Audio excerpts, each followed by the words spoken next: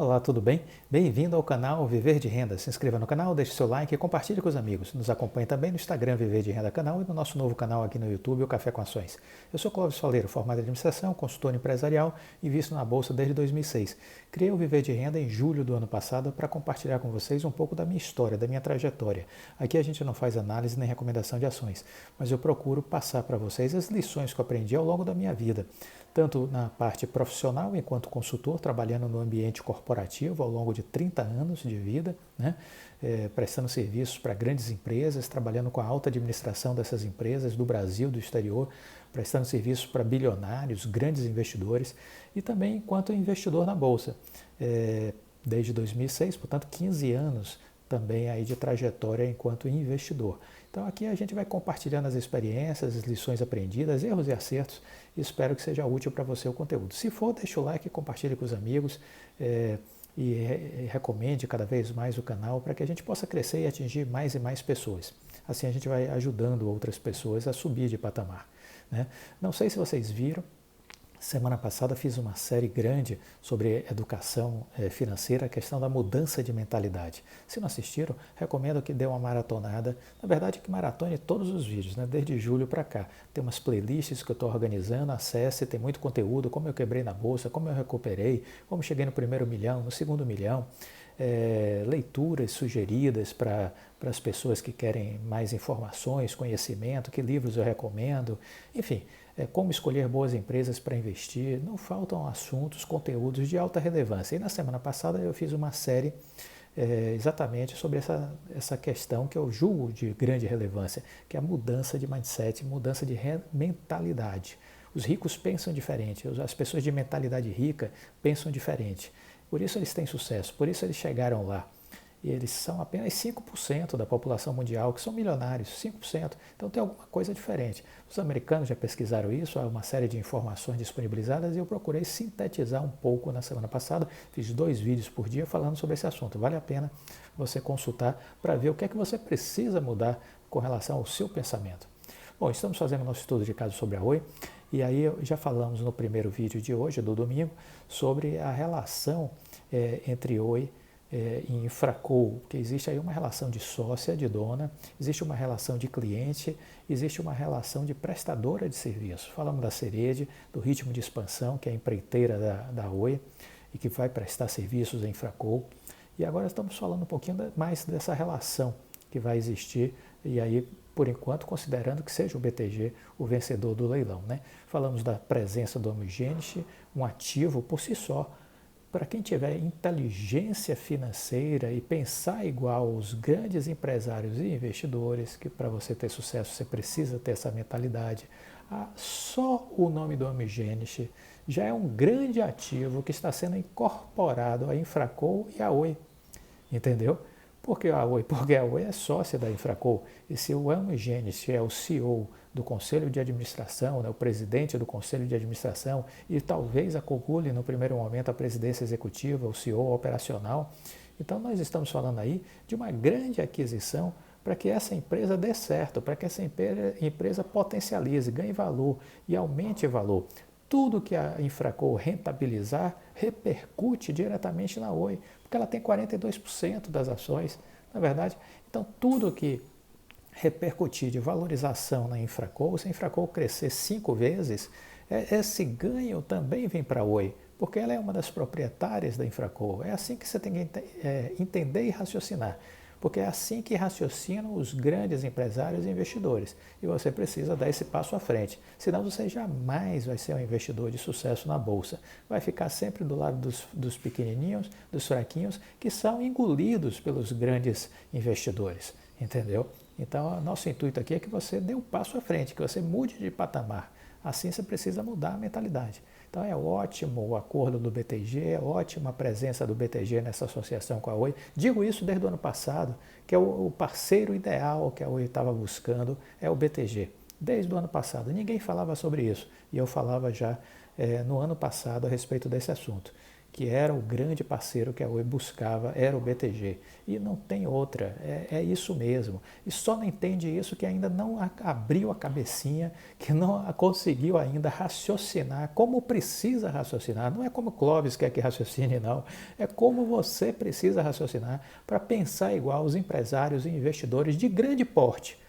Esqueça a raia miúda, porque a raia miúda só vai levar para o buraco. Esqueça essa turma. Vá pensar como os grandes milionários e bilionários, os grandes empreendedores. E esses estão enxergando uma excelente equação a chegada do BTG nesse processo, entendeu? Não foi à toa que no anúncio da parceria, o Rodrigo Abreu fez no dia 13 de abril, estava atraindo a presença do Barclays, que é um grande banco de investimentos inglês, e do Morgan Stanley, que é um banco de investimentos americanos. Então não foi à toa que aqueles bancos estavam ali. Eles ali estão representando grandes clientes, clientes estrangeiros, que estão começando a olhar o que é essa Oi mesmo aí que o BTG está se envolvendo. Porque o BTG eles conhecem, o André Esteves eles conhecem, entendeu? Porque os peixes grandes conhecem os peixes grandes. Tubarão só anda com tubarão, não anda com sardinha, entendeu? Mas nós, peixinhos pequenos, podemos andar com os tubarões se tivermos inteligência, porque as rêmoras fazem isso, os peixes pilotos fazem isso. Entendeu? Então a gente precisa fazer como as rêmoras e andar com os tubarões. Muito bem. Então é importante entender que essa Oi vai estar contratando e vendendo serviços para a Infraco, né? Você tem aí uma parte de operação das redes, negócios de fibra, passagem que vai ser feita para a nova companhia, mas também existe aí por parte da Oi Cliente uma demanda relevante de oferta de serviços e de contratação de serviços. É importante entender que vai haver esse fluxo e refluxo na interação entre as duas empresas. Há sobreposições com relação, por exemplo, à questão da Serede, que a gente já falou, ela que vai fazer a instalação da fibra, vai fazer a manutenção da estrutura de rede de fibra. Tem a Tato, que é uma empresa de atendimento ao consumidor, que hoje está vocacionando-se para prestar serviços a Oi Soluções, que está dentro da Oi Cliente, que eventualmente pode também estar fazendo prestação de serviços para a Infraco, entendeu? E tudo isso vai se relacionando para alcançar as metas. As metas de 2025 estão traçadas, são 32 milhões de casas passadas e acredito que em pelo menos 10 milhões de casas conectadas são as metas para 2025. O BTG já olhou o desempenho, os custos da Serede dos últimos meses, que ele precisa fazer isso mesmo, entendeu? A performance da Serede é super positiva, segundo analistas do BTG. Eles já estão conseguindo fazer conexão de 500 mil casas mês esse ano, 500 mil casas mês. Olha que anteriormente eram 400, anteriormente eram 400 mil casas que eles estavam fazendo, 400 mil casas por mês em 2020. Já chegaram a 500 mil casas por mês esse ano. Então ela está num ritmo assim, alucinante de crescimento, a Serede. E esse é um padrão de desempenho considerado acima dos melhores índices das empresas internacionais, para vocês terem uma ideia. Então, óbvio que a Serede será contratada para a prestação desse serviço de colocação, de manutenção, de expansão de fibra, né? A Oi também fez questão de elogiar os ganhos de sinergia que vai ter de incorporar a Infraco à Globinet, a empresa do BTG Infraestrutura de Redes Submarinos, que pertenceu à Oi até 2013. Ela será incorporada em 100%. Nesse caso específico, existe na prática uma fusão da Globinet com a Infraco. Há pouco espaço para concorrentes da Globinet no país, oferecendo seus serviços. E ainda se tem alguns pontos em dúvida de como é que vai ser essa questão, se o CNPJ da Globinet vai continuar ativo, se vai ser desativado. Eu acredito que talvez sim, que continue ativo, porque isso entra numa equação de planejamento tributário, entendeu? Você ter uma empresa dentro de outra empresa, isso é importante do ponto de vista de planejamento tributário. Então, isso você gera ganhos na movimentação entre empresas na hora que você vai fazer a sua apuração de impostos, entendeu? Então, eu acho que é muito provável que a empresa continue ativa, que não seja desativada a Globinet, né? De qualquer maneira, no caso dessa operação, ela só vai acontecer, óbvio, se o BTG ganhar o leilão. Mas nós acreditamos sempre e cada vez mais que sim, que faz todo sentido essa vitória do BTG. Face à complexidade, nós não acreditamos que nenhuma outra empresa vá aparecer no leilão. E caso apareça, basta o BTG cobrir e colocar 1% a mais. Mas eu não acredito nessa aparição no dia do leilão, que será marcado quando? É importante dizer que a Oi ainda está finalizando uma série de documentos, de tratativas entre ela e o BTG. Provavelmente só vão estar dando entrada no pedido de marcação do leilão junto à Justiça por volta aí do dia 10, 14 de maio. Então o juiz terá 30 dias para marcar, certo?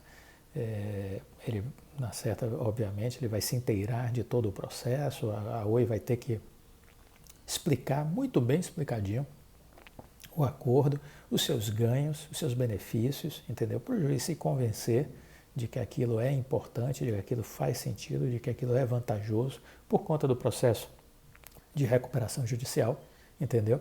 E aí, ele estando por satisfeito, ele vai marcar o leilão. A gente tem a expectativa que aconteça na segunda quinzena de junho, o leilão, certo? Uma coisa que é importante é a gente também falar, porque algumas pessoas me questionaram sobre isso, foram os resultados de prejuízo de janeiro e fevereiro, que a Oi teve prejuízo em janeiro e fevereiro. Ora, não me preocupou em nada. Por quê? Porque eu sei que em março está entrando o dinheiro das torres, dos data centers, e que esse dinheiro cobre o prejuízo que teve em janeiro e fevereiro. Além do que, dentro dessa composição de prejuízo de janeiro e fevereiro, existe em alguns momentos rubricas que você vê que foi transferência de dinheiro de uma empresa para outra, do Grupo Oi. Então o dinheiro não saiu, o dinheiro apenas saiu de uma empresa e foi para outra. Então para mim isso não é prejuízo, é apenas um fluxo de caixa que saiu de uma para outra, entendeu?